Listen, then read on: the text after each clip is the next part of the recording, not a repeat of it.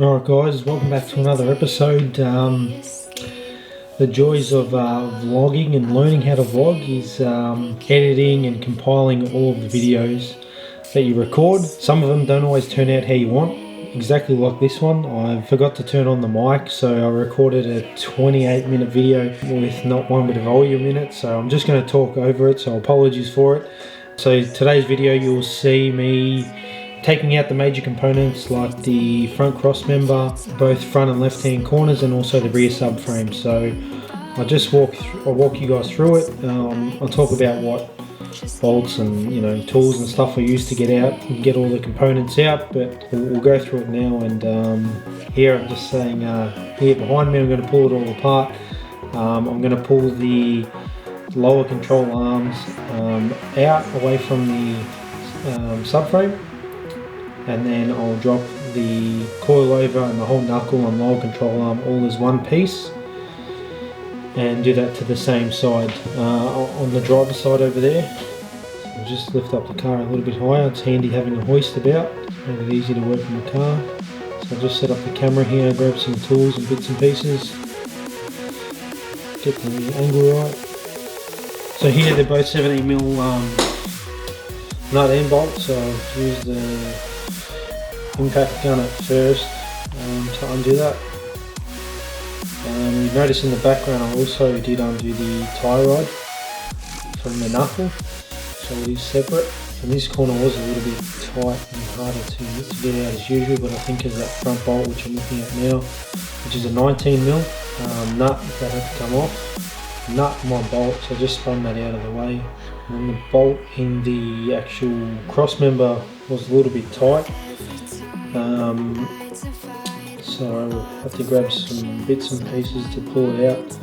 I did originally grab a jack to get some weight off the corner, but that didn't work. So I went back, took that out, took the front part of the lower control arm out first, which was pretty tight. So I just got a pry bar, pried it out of the way. Then I used a spanner here with a hammer to pull the bolt out without damaging the actual bolt. You'll see it pop out, and somehow it didn't hit the camera. The lower control arm saved it.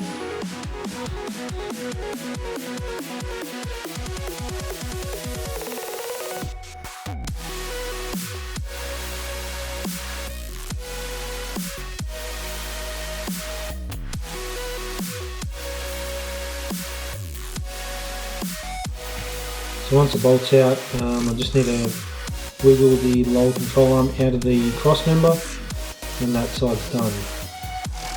So the only thing that's left on that side is the brake lines, but we'll get onto the driver's side first. Get that one undone.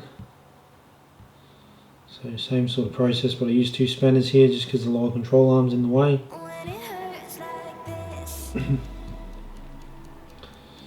And I actually decided to pull this bolt out first before I undid the lower control arm, which did make it easier to come out. For some reason this side wasn't as tight.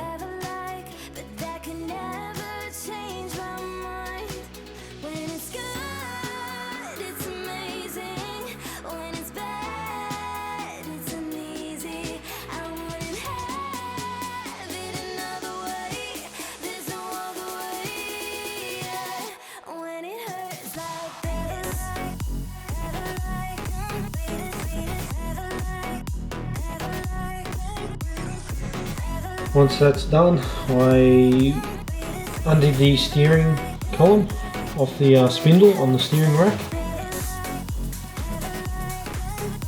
I think that was a 12 or 13, so I just used a extension bar with a hammer just to push it up from the end of the uni there, so I didn't damage the uni or the spindle. And being a collapsible steering column, that can push in and out.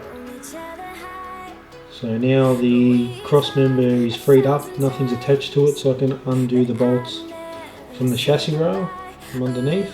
Pretty sure they were 19mm. So before that, I actually decided to undo the steering rack, separate it from the cross member, because I do need that cross member just as is, because it needed to be sent out for modification, which I do briefly talk about later on.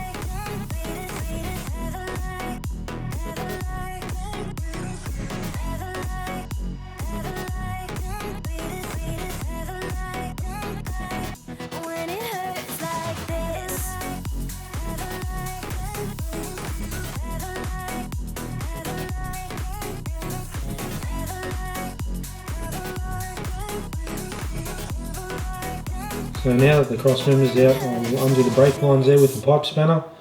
I probably should have drained it earlier, but the fluid up in the reservoir will run out through those lines, so I'll undo them first and then drop it from the coilover above. Yeah. So on the caliper side, I didn't need a pipe spanner. I'm not sure if I show it, but you can see it's just a banjo bolt set up, so just needed a 10mm socket, undid the banjo, and then sure enough there was brake fluid everywhere. So I had a bucket ready just below me that I'm kicking about, and then from there still a 10mm socket that I loosened off the brake line, off the coilover, put that back in there for the next person to use. So here's where I use the pipe spanner. So you want to use one of these when tightening up or loosening a brake line, just so you get more wrap around the fitting, so you don't actually shred the fitting. So they're pretty handy. I've always had a set in the toolbox, and they work really well. So once that's done, undid the clip off the chassis rail there, and that was ready to drop out from the bolt. So I did know that the mic wasn't on after I dropped the front coilovers, which you can see on this pallet here. So what I did, I pulled out my phone and videoed pulling out the rear subframe as one complete assembly with all the coilovers, all control arms, brake assembly on it. So I managed to film this bit of it, stacking up some old tyres, just so I could lift the car off the subframe and have enough room to get underneath the car and undo the subframe bolts. So just had to make sure all the brake lines were clear. And then I had my cousin Santo helping me out over in the background there. He's always out and about to help out. He's just that kind of bloke. The car up, fuel tank's in there, which I didn't film as well, which comes out next. So you'll just see a photo that it's on the floor, but also walk around the car anyway after it. Here it is. I'll run you through what I've done. Firstly, I've got the rack here. Well, the S15 rack with the front cross member out. So that's ready to go to be modified for the wise fab. Everything on the firewall's been taken out. Brake booster, clutch, slave cylinder. There's a little bit of wiring loom that was left, which is out.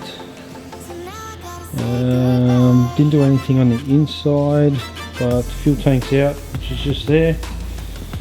Another item for sale, if anyone's interested in it. It's got all the filler neck and the straps and all the hoses out of the pump. So just there. I've got a short video dropping the subframe out, but as you can see, it's all done. All the plastics are out, fuel tank's out, and at the back here, took the rear window out, and I've just set the radiator in here just to get a little bit excited.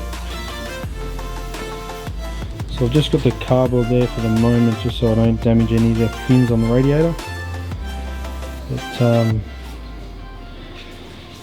it's already starting to take shape. Piece by piece, even though it's just sitting there at the moment. I haven't mounted it or anything, but that's the general idea for it. So with the crease in the wall there, it gives it a fair bit of room in front of the radiator. Then up along here is where I'll mount the header tank, expansion tank, potentially a diff breather slash filler. and then I think that's it for the moment up the top there. But yeah, shroud still needs to be made for the radiator, and then the boot floor will actually be cut out. Actually be cut off from about this point here, and then all the tube rear end will be done. All the rear here will be cut out, and same along here. I've actually drawn a line with the whiteboard marker just to get a general idea of where potentially going to cut it, but once I get my body kit I'll confirm all that. The exhaust there is also for sale, just a stock exhaust. Rear windscreen just needs a bit of a clean, pretty dirty. It's the bonnet there, a bit dusty but pretty good shape. Front guards there, and then let's seat out the car. Got the rear bar up there, and then I've got the complete front and rear suspension subframe setups here. So I think I won't be needing anything from these, as I'm getting a new subframe to house the winters. I've got new brakes, rotors, even hubs. So yeah, pretty much won't need anything from that. So if somebody wants to buy the whole pallet and just fork it on the back of the ute, and it's all yours. I don't think I've shown you, but oh no, I have. That's the engine there. Still need to do something to that, get rid of it. That'll be up on the list. That's about it for the moment. I think that's where the knot will end. Again, apologies I didn't show much. It wasn't too exciting. The most exciting bits are coming up now, is all the paperwork and mounting everything up, test fitting everything. But yeah, pretty happy with tonight's progress in the car so far. But just throw this around. What can you expect next is probably the front cross member back in with the modifications to suit the Wise Fab suspension. After that, we'll most likely be working on the back with the rear radiator setup, mounting the pump, expansion tank and everything else with it, same as a fuel tank that I should have arriving in the next couple of weeks. But fair bit of work to do before then. So if you got any questions you want to see more of, I know, as I said, I'll try and carry the camera around and show you exactly what I'm doing, but the battery might have lasted a little bit longer, or I actually charged the spare one, might have been alright. But anyway, we'll get on to it next time. So thanks for watching again, and if you haven't already, subscribe, like and share to stay a part of the build and keep track. And yeah, hopefully we'll keep cracking onto it. But we'll see you soon, guys. Thanks.